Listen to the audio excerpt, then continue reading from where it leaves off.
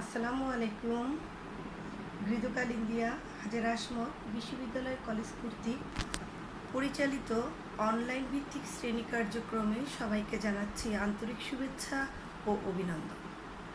সুপ্রিয় শিক্ষার্থীবৃন্দ, কেমন আছো তোমরা? আশা করি পরম করুণাময় দয়ায় সবাই ভালো আছো।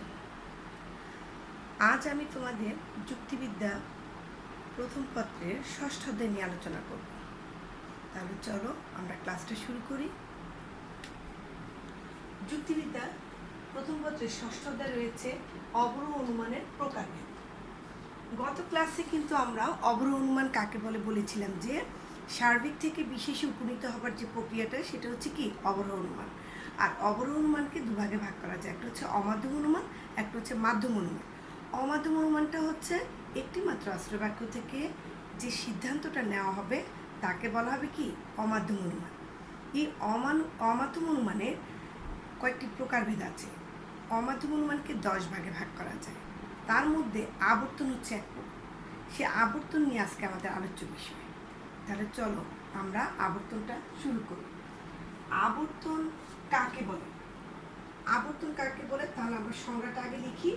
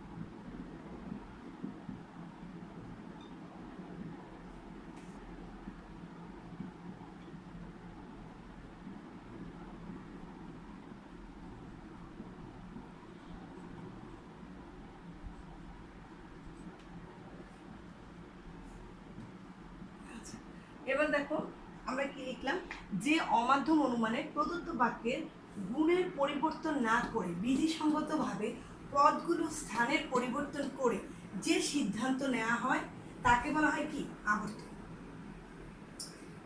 নেওয়া হয় লিখি আমরা বিষয়টা সুন্দর হবে।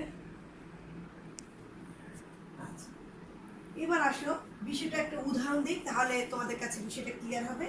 যদি আমরা বললাম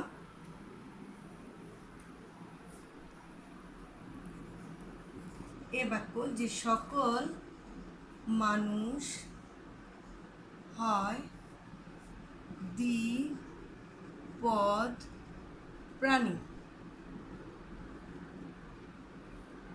অতএব সিদ্ধান্ত আমরা এই বাক্য আনলাম কিছু দ্বিপদ প্রাণী হয় মানুষ। এবার আসো আমরা সংজ্ঞাটাকে এবার তোমাদের কাছে বিশ্লেষণ করি যে যে অমাধ্যম অনুমান। অমাধ্যম অনুমান কি? যদি একটি আশ্রয় বাক্য থেকে একটি সিদ্ধান্ত অনুমিত হয় তখন তাকে বলা হয় অমাধ্যম অনুমান। তাহলে আমরা বুঝলাম যে অমাধ্যম অনুমানে প্রদত্ত বাক্যের গুণের পরিবর্তন না করে, প্রদত্ত বাক্যটা হচ্ছে আশ্রয় বাক্যটা, যে বাক্যটা দেওয়া থাকবে এটা হচ্ছে প্রদত্ত বাক্য। এই প্রদত্ত বাক্যের গুণের পরিবর্তন না করে, দেখো গুণ মানে কোনটা হবে? যদি বাক্যটা হয় ইতিবাচক, কারণ আমরা জানি হয় থাকলে বাক্যটা হয় ইতিবাচক আর নয় থাকলে বাক্যটা হয় নেতিবাচক। এখানে যেহেতু হয় আছে, এখানে এই পরিবর্তনটা করা যাবে না, গুণের পরিবর্তন করার জন্য হয়টাকে সিদ্ধান্ত হয় রাখতে হবে। তাহলে গুণের পরিবর্তন না করে বিধিসঙ্গতভাবে পদের স্থানগুলোর পরিবর্তন করে। পদ কোনটা আমরা জানি, এই যে এটা হচ্ছে কি উদ্দেশ্য আর এটা হচ্ছে কি বিধেয়। এখানেও আমরা দেখব যে সিদ্ধান্তের ক্ষেত্রে এটা হচ্ছে কি উদ্দেশ্য আর এটা হচ্ছে কি বিধেয়। তাহলে পদগুলোর স্থানের পরিবর্তন করেছে, অর্থাৎ এই যে স্থানে উদ্দেশ্যটা থাকবে সেটা সিদ্ধান্তে চলে যাবে বিধেয়তে, আর বিধেয়টা যেখানে আছে সেটা সিদ্ধান্তে চলে আসবে কোথায়, উদ্দেশ্যে। এই জন্য বলছে যে বিধিসঙ্গতভাবে পদগুলোর স্থানের পরিবর্তন করে। স্থানের পরিবর্তন, দ্যাট মিনস এরকম একটা বিষয় যে এই জায়গাটা চলে যাবে এখানে, এই উদ্দেশ্যটা চলে যাবে এখানে, আর এখানে বিধেয়টা চলে যাবে এখানে। এই বিষয়টাকে আমরা খেয়াল করতে হবে যে আমাদের আবর্তনের সবসময় বিষয়টা হচ্ছে একটা ক্রস চিহ্নের মতো, সিদ্ধান্তে চলে যাবে উদ্দেশ্যটা বিধেয়তে, আর বিধেয়টা চলে যাবে উদ্দেশ্যতে। তাহলে এই যে বিষয়টা সেটাই হচ্ছে মূলত আবর্তন। তাহলে আমরা কি পেলাম, যে অমাধ্যম অনুমানে প্রদত্ত বাক্যের গুণের পরিবর্তন করা হবে না, মানে গুণের পরিবর্তন করা যাবে না, হয়টা হয় থাকবে। বিধিসঙ্গতভাবে পদগুলো স্থানের পরিবর্তন করে, পদগুলোকে স্থানটাকে পরিবর্তন করে যে সিদ্ধান্তটা নেওয়া হবে সেটাকে বলা হবে কি, আবর্তন। আর আবর্তনের ক্ষেত্রে আশ্রয় বাক্যকে সবসময় বলা হবে আবর্তনীয়, আবর্তনীয়, আর সিদ্ধান্তকে বলা হবে আবর্তিত। তাহলে বিষয়টা আমরা দেখলাম যে আবর্তনের আশ্রয় বাক্যকে বলা হয় আবর্তনীয়, আর সিদ্ধান্তটাকে বলা হয় কি, আবর্তিত।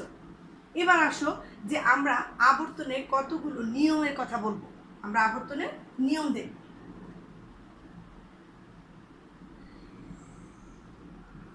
আবর্তনের 4টা নিয়ম রয়েছে। আমরা প্রথমে 1 নম্বর নিয়মটা হচ্ছে আশ্রয়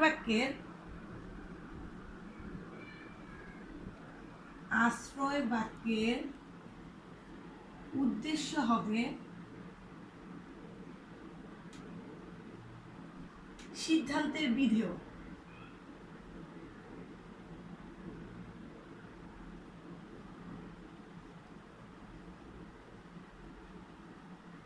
আশ্রয় বাক্যের উদ্দেশ্য হবে সিদ্ধান্তের বিধেয়। 2 নম্বর, আশ্রয়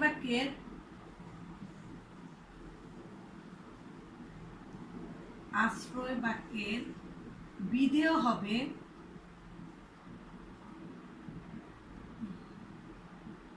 সিদ্ধান্তের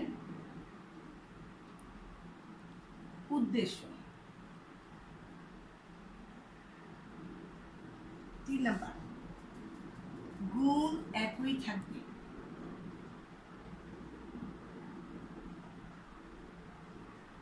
4 নম্বর, আশ্রয় বাক্যের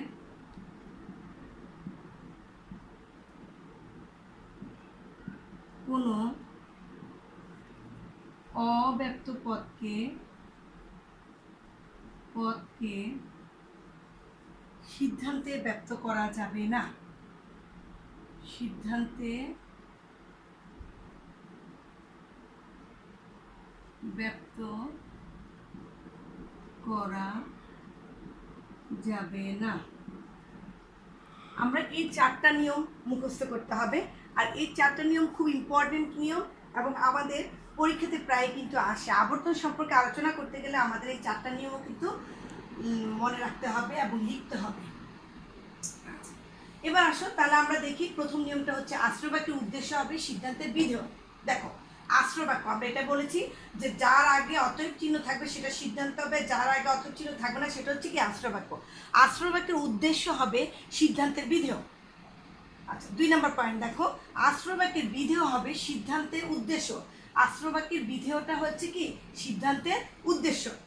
3 নম্বর, গুণ একই থাকবে, অর্থাৎ বাক্যটি যদি আশ্রয় বাক্য যদি ইতিবাচক থাকে তাহলে সিদ্ধান্তটা হবে ইতিবাচক, আর আশ্রয় বাক্য যদি নেতিবাচক থাকে সিদ্ধান্তটা হবে কি, নেতিবাচক। 4 নম্বর পয়েন্ট, আশ্রয় বাক্যের কোনো অব্যক্ত পদকে সিদ্ধান্তে ব্যক্ত করা যাবে না। আশ্রয় বাক্যের কোনো অব্যক্ত পদকে, তাহলে আমরা কিন্তু এই সুইনবার্নের একটা সূত্রের কথা আমাদের মাথায় আছে, যে সূত্রটা ছিল আমাদের এরকম, ASEBINOP।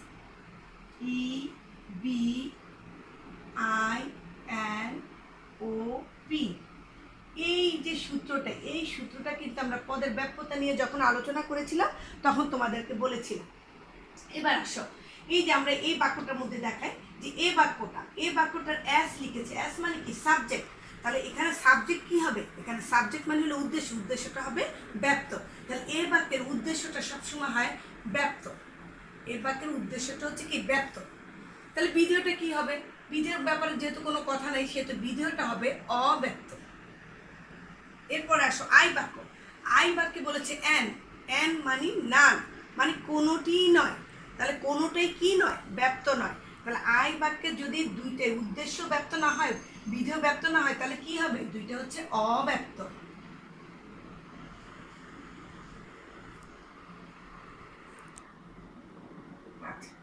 এবার দেখো, তাহলে আমরা দেখলাম যে আমাদের চতুর্থ নিয়মটি এবার ফলো করি। আশ্রয় বাক্যের কোনো অব্যপ্ত পদকে, এখানে আশ্রয় বাক্যের অব্যপ্ত পদ কি? দ্বিপদ প্রাণী। অব্যপ্ত পদকে সিদ্ধান্তে কি ব্যক্ত করা হয়েছে? যে না, সিদ্ধান্তে এটা অব্যক্তই রয়েছে। তাহলে এখানে নিয়মটা, চারটা নিয়মই কিন্তু এই বাক্যে ফলো করা হয়েছে। এই জন্য এই বাক্যের যদি বলি আমরা, এই বাক্যের আমাদের আবর্তনীয় যদি করতে যাই, আমরা যদি এই বাক্যের আবর্তন করতে যাই, তাহলে আমরা পাবো কি? আই বাক্য। তাহলে আমরা এই চারটা নিয়ম ভালো করে দেখব। এবার আসো আমরা বিভিন্ন বাক্যে কিভাবে আমরা বিভিন্ন বাক্যে আবর্তন করতে পারি সেই বিষয়টা তোমাদের সাথে একটু আলোচনা করি। তাহলে সেই ইয়েতে আমরা আবর্তনের এই বিষয়টাকে মুছে ফেলি। এবার আমরা লিখব বিভিন্ন যুক্তি বাক্যে আবর্তন। আমাদের যুক্তি বাক্য কয়টা? চারটা। একটা হচ্ছে এ বাক্য, আরেকটা হচ্ছে ই বাক্য, আরেকটা হচ্ছে আই বাক্য, আরেকটা হচ্ছে কি? ও বাক্য। যুক্তিবিদে এই চারটি বাক্যকে কিভাবে আবর্তন করা হয় সেই বিষয়টা আমরা দেখব। দেখো, এখানে কিন্তু আমি যে উদাহরণটা দিয়েছিলাম যে এ বাক্যকে আমরা আই বাক্য করেছি, তোমাদের অনেকের প্রশ্ন জাগতে পারে যে এ বাক্যকে আই বাক্য না করে আমরা এ বাক্যের আবর্তন এ বাক্য করলে সমস্যা কী? তাই সেজন্য আমি বিষয়টা আবার দেখাচ্ছি। দেখো, ধরো এ বাক্যের একটা উদাহরণই আমরা দিই। এই উদাহরণটি দিচ্ছি আমি, সকল মানুষ হয় দ্বিপদ প্রাণী। সকল মানুষ হয় দ্বিপদ প্রাণী।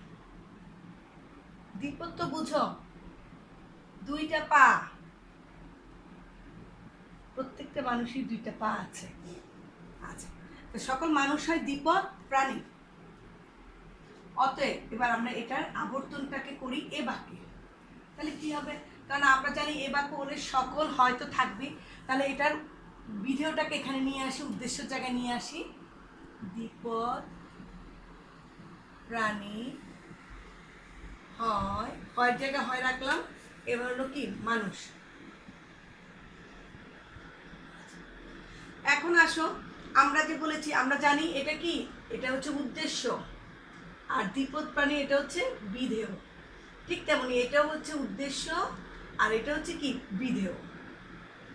আচ্ছা, এ বাক্যের আমরা জানি অ্যাস, অ্যাস মানে কি? সাবজেক্ট। উদ্দেশ্যটা সবসময় কি হবে বলেছি? ব্যপ্ত। উদ্দেশ্যটা হবে ব্যপ্ত, এটারও উদ্দেশ্য হবে ব্যপ্ত, যেটা এটা এ বাক্য। আর বিধেয়টা হবে কি? অব্যক্ত। বিধেয়টা হবে অব্যক্ত। তাহলে এ বাক্যের আবর্তন যদি আমি এ বাক্য করি, তাহলে আমরা চারটা নিয়ম এবার ফলো করি। দেখো, আশ্রয় বাক্যের উদ্দেশ্য হবে সিদ্ধান্তের বিধেয়। আশ্রয় বাক্যের উদ্দেশ্য হবে সিদ্ধান্তের বিধেয়। ঠিক আছে, প্রথম নিয়ম। দ্বিতীয় নিয়ম, আশ্রয় বাক্যের বিধেয় হবে সিদ্ধান্তের উদ্দেশ্য। আশ্রয় বাক্যের বিধেয় কি? দ্বিপদ প্রাণী। এটা হয়ে গেছে সিদ্ধান্তের উদ্দেশ্য। 3 নম্বর পয়েন্ট, গুণ একই থাকবে। দেখো, হয় আছে, হয় আছে, সুতরাং গুণটা একরকমই আছে।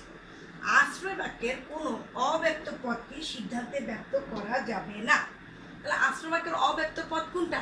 দেখো এইটা, এই যে দ্বিপদ প্রাণী, এটা হলো অব্যক্ত পদ। এটা সিদ্ধান্তে এসে কিন্তু কি হয়ে গেছে? ব্যক্ত হয়ে গেছে। তাহলে এই নিয়মটা দেখো, এ বাক্যের আবর্তন যদি আমরা এ বাক্য করি, তাহলে আমাদের চতুর্থ নিয়মটা লঙ্ঘন করা হবে। অর্থাৎ আশ্রয় বাক্যের কোনো অব্যক্ত পদকে সিদ্ধান্তে ব্যক্ত করা যাবে না, কিন্তু এ বাক্যের আবর্তন এ বাক্য করলে আশ্রয় বাক্যের অব্যক্ত পদটা সিদ্ধান্তে এসে ব্যক্ত হয়ে যাবে। সুতরাং এ বাক্যের আবর্তন এ বাক্য করা যায় না। যদি এ বাক্যের আবর্তন এ বাক্য করা হয়, তাহলে কি হবে? অবৈধ সরল আবর্তনজনিত অনুপপত্তি ঘটবে। তাহলে কি বললাম? যে এ বাক্যের আবর্তন যদি এ বাক্য করা হয়, তাহলে একটা অনুপপত্তি ঘটবে, একটা ভুল হবে। সেটার নাম হচ্ছে কি? এ বাক্যের অবৈধ সরল আবর্তন। সরল আবর্তন জড়িত অনুপপত্তি। তাহলে আমরা এ বাক্যের আবর্তন যদি এ বাক্য করি, তাহলে আমাদের কি হবে? অবৈধ সরল আবর্তনজনিত অনুপপত্তি ঘটবে। তাই এ বাক্যের আবর্তন এ বাক্য না করে আমাদেরকে এ বাক্যের আবর্তন আই বাক্য করতে হবে। তাহলে আই বাক্য যদি আমরা করি তাহলে আমাদের এই 4টা নিয়ম কিন্তু ফলো করা হবে। তাহলে আমরা এবার কি শিখলাম, যে এ বাক্যের আবর্তন হবে আই বাক্য। এবার আসো আমরা ই বাক্য নিয়ে আলোচনা করি। আচ্ছা, এবার আসো আমরা ই বাক্য নিয়ে আলোচনা করি। ই বাক্যটা হচ্ছে কি, যদি আমি একটা উদাহরণ দিই, কোনো মানুষ নয় ফেরেশতা।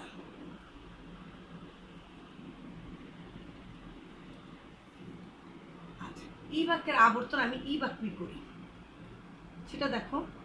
আবার কোনো, আমাদের নিয়ম হচ্ছে ই বাক্যতে সাধারণত কোনো নয় দিয়ে হয়। তাহলে কোনো উদ্দেশ্য বিধেয়টা চলে আসবে কোথায়, এখানে উদ্দেশ্য চলে আসবে। কোনো ফেরেশতা, নয়টা গুণটা নয় থাকবে, নয় মানুষ। আর আরেকটা বিষয় আমাদের বাদ করে যাচ্ছে, যে আমরা কি বলেছিলাম, যে আবর্তনের ক্ষেত্রে আশ্রয় বাক্যকে বলা হবে আবর্তনীয়। এই বিষয়টা কিন্তু মাথায় রাখতে হবে। এবং সিদ্ধান্তকে বলা হবে আবর্তিত। এটা প্রায় পরীক্ষা এমসিকিউতে থাকে, যে আবর্তনের আশ্রয় বাক্যকে কী বলে এবং সিদ্ধান্তকে কী বলা হয়। এবার আসো, এখন এই যে বাক্যটা, এখানে উদ্দেশ্য কোনটা, এটা হচ্ছে উদ্দেশ্য, আর ফেরেশতা হচ্ছে কি বিধেয়। আবার ই বাক্যের এটা হচ্ছে কি উদ্দেশ্য। আমরা জানি সবসময় উদ্দেশ্য কোনটা বিধেয় কোনটা, এটা আমরা কিন্তু ভালো করে জানার কথা, তাই তো? আচ্ছা, উদ্দেশ্য এবং বিধেয় আমরা পেয়ে গেলাম। এবার আসো আমরা দেখব যে সুইনবানের সেই সূত্রটাকে আমরা ফলো করব, যে A S E B. E B মানে কি, ই বাক্যের দুইটাই, বি মানে হলো বোধ, দুইটাই হচ্ছে ব্যাপ্ত। উদ্দেশ্য ব্যাপ্ত, বিধেয় কি ব্যাপ্ত। ঠিক এই বাক্য যেহেতু, তাহলে কি আমরা পেলাম, যে উদ্দেশ্য ব্যাপ্ত, বিধেয় কি ব্যাপ্ত। এবার আসো আমরা নিয়মটা ফলো করি, 4টা নিয়ম ঠিক মতো হয়েছে কিনা সেটা দেখি। আশ্রয় বাক্যের উদ্দেশ্য হবে সিদ্ধান্তের বিধেয়। আশ্রয় বাক্যের উদ্দেশ্য সিদ্ধান্তের বিধেয়। 2 নম্বর নিয়ম, আশ্রয় বাক্যের বিধেয় হবে সিদ্ধান্তের উদ্দেশ্য। গুণটা একই থাকবে, নয় আছে নেতিবাচক বাক্য নেতিবাচক বাক্যে। এবার আসো আমাদের 4 নম্বর যে পয়েন্টটা, আশ্রয় বাক্যের কোনো অব্যক্ত পদকে। তাহলে এখন দেখো, আশ্রয় বাক্যের মধ্যে কি কোনো অব্যক্ত পদ আছে? না। আশ্রয় বাক্য দুইটাই হচ্ছে কি ব্যক্ত, এবং সিদ্ধান্ত দুইটা ব্যক্ত। কিন্তু আমাদের কথা থাকবে, যদি কোনো অব্যক্ত পদ থাকে তাহলে তাকে ব্যক্ত করা যাবে না। যেহেতু এখানে কোনো অব্যক্ত পদ নেই, তাহলে বিষয়টা আর আসছে না। তাহলে এই নিয়মটা ই বাক্যের আবর্তন কি হচ্ছে, ই বাক্য। তাহলে নিয়মটা ঠিক আছে আমাদের। তাহলে আমরা দেখলাম এ বাক্যের আবর্তন আই বাক্য, ই বাক্যের আবর্তন ই বাক্য। এবার আসো আমরা আই বাক্যের আবর্তন করি। আই বাক্য, একটা উদাহরণ দিই, কিছু। আই বাক্য হলি কিছু, কিছু মানুষ হয় দার্শনিক। অতএব, অতএব আই বাক্যের আবর্তন আমরা আই বাক্য করি, সেখানে দেখি কিছু দার্শনিক, কিছু দার্শনিক হয় মানুষ। তাহলে আশ্রয় বাক্যকে বলেছে আবর্তনীয়, আর সিদ্ধান্তটাকে কি আবর্তিত। আর মানুষ হচ্ছে কি উদ্দেশ্য, দার্শনিক কি বিধেয়। এখানে দার্শনিক কি উদ্দেশ্য, মানুষ বিধেয়।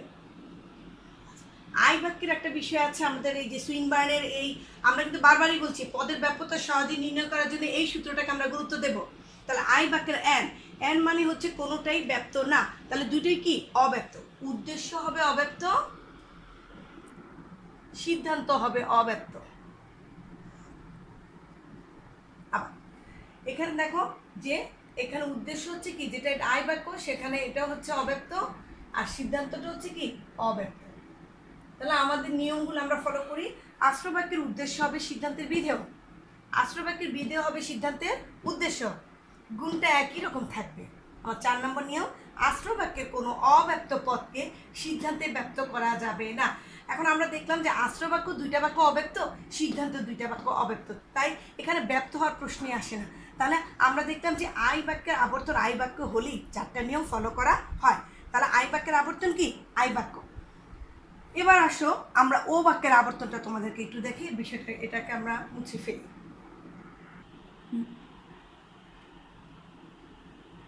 কিছু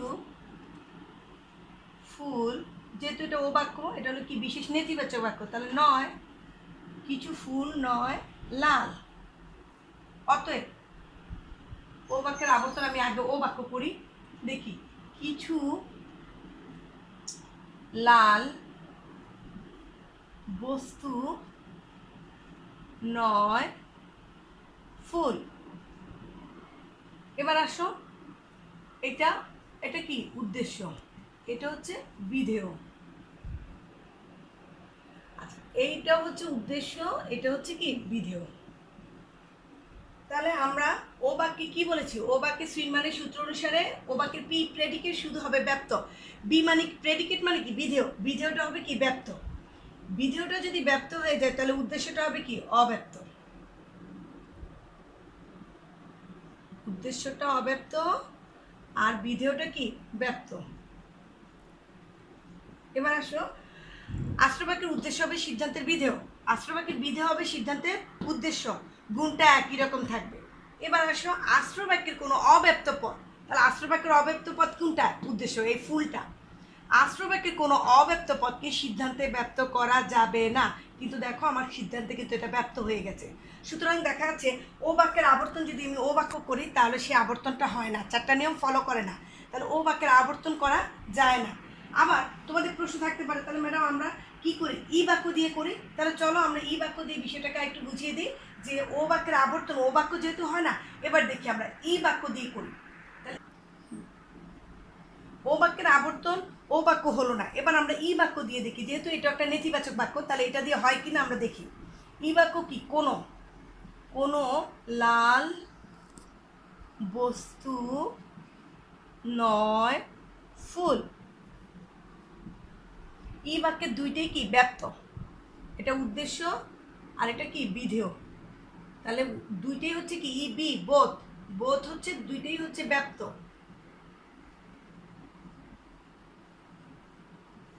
আবর্তিত। তাহলে এবার দেখো আমাদের নিয়ম, আশ্রবাক্যের উদ্দেশ্য হবে সিদ্ধান্তের বিধেয়, আশ্রবাক্যের বিধেয় হবে সিদ্ধান্তের উদ্দেশ্য, গুণটা একই রকম থাকবে, এটা নেতিবাচক এটাও নেতিবাচক। এবার আসো, আশ্রবাক্যের কোনো অব্যপ্ত পদকে সিদ্ধান্তে ব্যক্ত করা যাবে না, ঠিক সেই একই ভুল হচ্ছে, আশ্রবাক্যের অব্যপ্ত পদ কি ফুল, সেটা সিদ্ধান্তে নেতিবাচক বাক্যের বিধেয় হিসেবে সেটা কি হয়ে গেছে, ব্যক্ত হয়ে গেছে। তাই সুতরাং আমার চতুর্থ নিয়মটা এখানেও ফলো করা হচ্ছে না। তাহলে ও বাক্যের আবর্তন আমি কোনোভাবেই করতে পারছি না, ও বাক্যের আবর্তন যদি আমি ও বাক্য করি তাও ভুল হবে, যদি আমি ই বাক্য করি তাহলেও ভুল হবে। তাহলে আমরা একটা সিদ্ধান্তে আসলাম যে ও বাক্যের আবর্তন করা যায় না। তোমাদের প্রায় 2 নম্বর একটা প্রশ্ন আসে যে ও বাক্যের আবর্তন করা যায় কি, তখন উত্তরে তোমরা বলবা যে না। প্রশ্নটা এরকম থাকে, ও বাক্যের, দেখো ও বাক্যের আবর্তন সম্ভব কি, তাহলে প্রশ্ন আসবে যে না, ও বাক্যের আবর্তন করা যায় না, যেহেতু ও বাক্য কি একটি একটি বিশেষ নেতিবাচক বাক্য, তাহলে বিশেষ নেতিবাচক বাক্য হিসেবে এটার সিদ্ধান্তটাকেও হতে হবে কি নেতিবাচক একটা বাক্য। নেতিবাচক বাক্য যদি হতে হয় তাহলে হতে হবে যে ও অথবা ই বাক্য। ও বাক্য যদি আমরা করি তাহলে দেখা যাবে যে আবর্তনের 3টে নিয়ম ঠিকই সে ফলো করেছে, কিন্তু চতুর্থ নিয়মের ক্ষেত্রে দেখা যাবে যে অব্যপ্ত পদটা, আশ্রবাক্যের অব্যপ্ত পদটা সিদ্ধান্তে যে ব্যপ্ত হয়ে যায়। তো এই জন্য দেখা যাচ্ছে যে ও বাক্যের আবর্তন যদি ও বাক্য করা হয় তাহলেও চতুর্থ নিয়মটা লঙ্ঘন হয়, এবং ও বাক্যের আবর্তন যদি ই বাক্য করা হয় তবু দেখা যাবে আমাদের চতুর্থ নিয়মটা কি করা হয়, লঙ্ঘন করা হয়। এই জন্য ও বাক্যের আবর্তন সম্ভব না। কিন্তু তারপরও যদি কেউ ও বাক্যের আবর্তন করে তাহলে যে ভুলটা হবে তাকে বলা হবে কি ও বাক্যের অবৈধ আবর্তনজনিত অনুপপত্তি, ও বাক্যের অবৈধ আবর্তনজনিত অনুপপত্তি। অনেক সময় পরীক্ষা দিয়ে দেয় যে সৃজনশীল প্রশ্নের মধ্যে ও বাক্য, 2টি ও বাক্য দিয়ে দিল, 2টি কী করলো, যেমন ও বাক্য দিয়ে দিল, এখানে এখানে ও বাক্য দিয়ে দিল,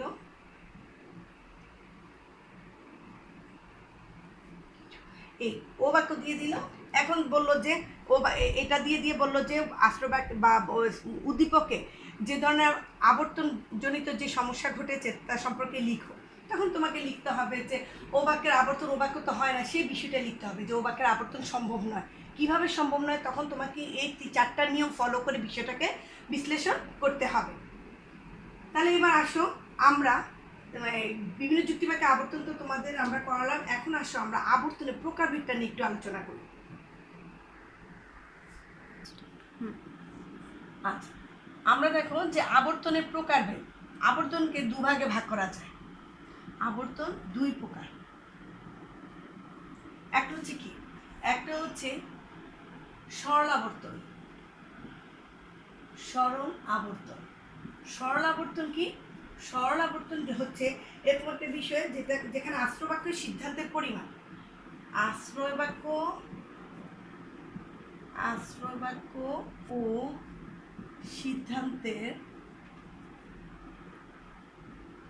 সিদ্ধান্তের পরিমাণ এক হলে তা হবে সরল আবর্তন। তাহলে সরল আবর্তন কোন কোন বাক্যগুলো? যেমন যদি আমরা ই বাক্য করি, যে ই বাক্যটা, ই বাক্যের আবর্তন কি করেছি আমরা? ই বাক্য। আই বাক্যের আবর্তন আমরা কি করেছি? আই বাক্য। তাহলে ই বাক্য আর আই বাক্য হবে কি? সরল আবর্তন। এবার আসো আমরা অসরল আবর্তন, আরেকটা প্রকার আছে আমাদের অসরল আবর্তন।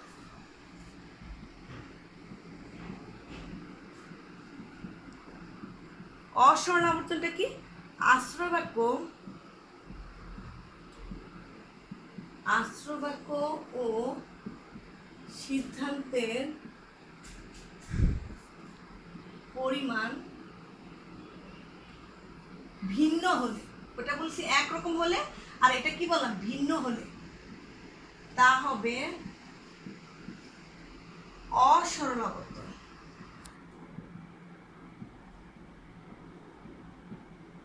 এটার একটা উদাহরণ হচ্ছে, যেমন যদি আমি এ বাক্যকে যে আবর্তন করেছি, এ বাক্যের আবর্তন কি হয়েছে? আই বাক্য। তাহলে এ বাক্যটা হবে অসরল আবর্তন, আর সরল আবর্তনটা হবে কি? ই বাক্য এবং আই বাক্য। এবার আসো ওই যে আমরা যে বিভিন্ন প্রকার আবর্তন করেছি, সে আবর্তনের একটা চার্ট তৈরি করে বিষয়টাকে একটু ক্লিয়ার করি।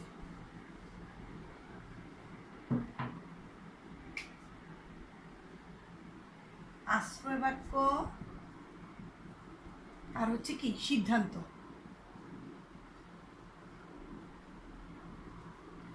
আমাদের বাক্য 4টার নাম আমরা লিখি, এ বাক্য, ই বাক্য, আই বাক্য, ও বাক্য। এ বাক্যের আবর্তন আমরা একটা চার্ট করে নিই বিষয়টাকে।